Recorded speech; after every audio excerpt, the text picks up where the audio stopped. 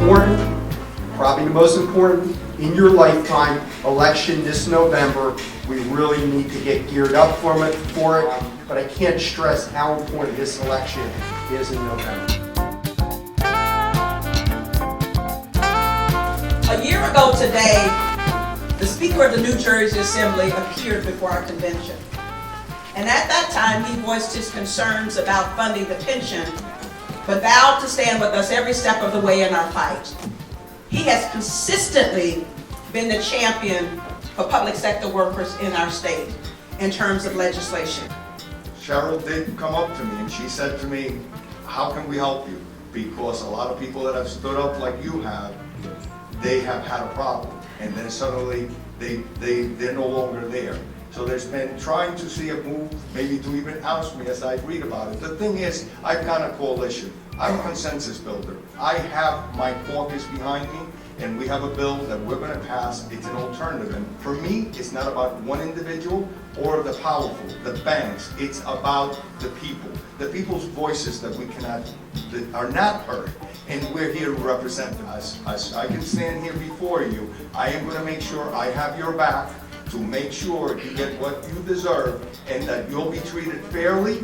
And you know what? At the end of the day, we will prevail because together we are strong.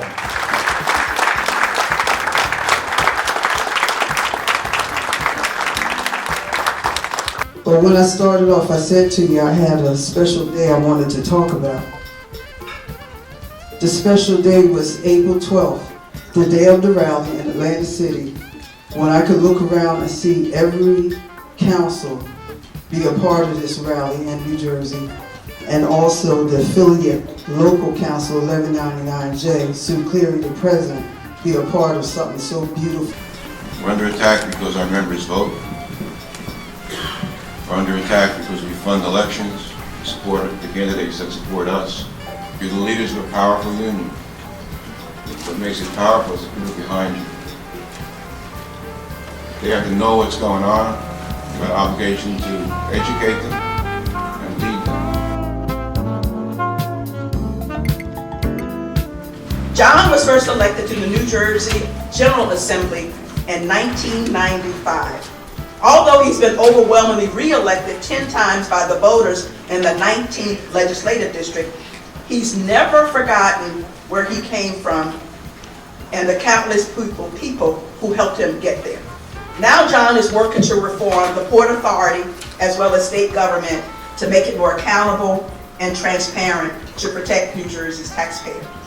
For too long, I've watched my party that I grew up in become more conservative. And it was done out of a rationalization. And I've been in those discussions in the legislature time and time again where people say, this is what we should do, but that's hard.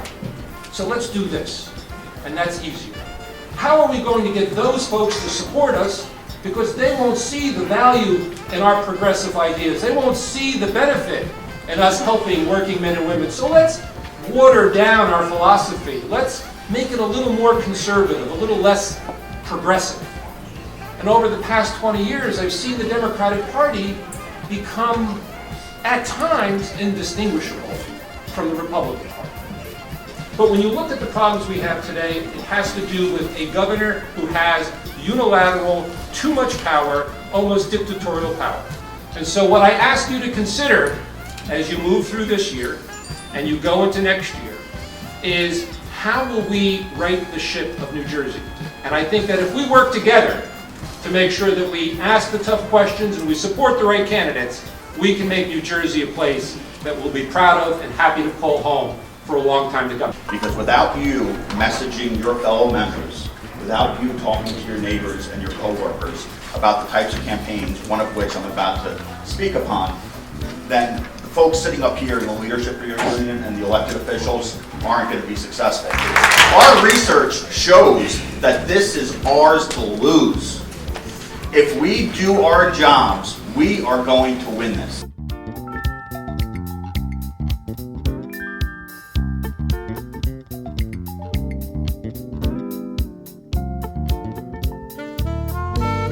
And for the first time time, in a long time, the State Democratic Party has taken a position on workers' issues.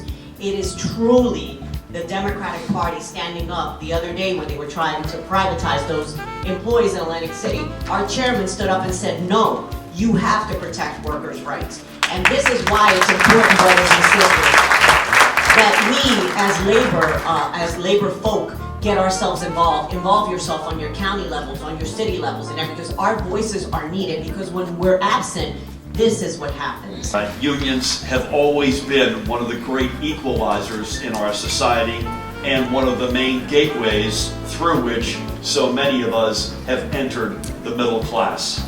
Unions helped us build a strong middle class right here in New Jersey. They formed the backbone, and still do, of this state. We should be celebrating and strengthening our unions, not belittling them.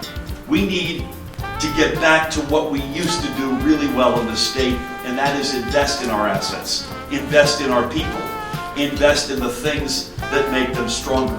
But I do believe if we take a collective series of actions, which may not be the one magic wand, but when taken together, this state can get back on its feet faster than any of us may realize right now.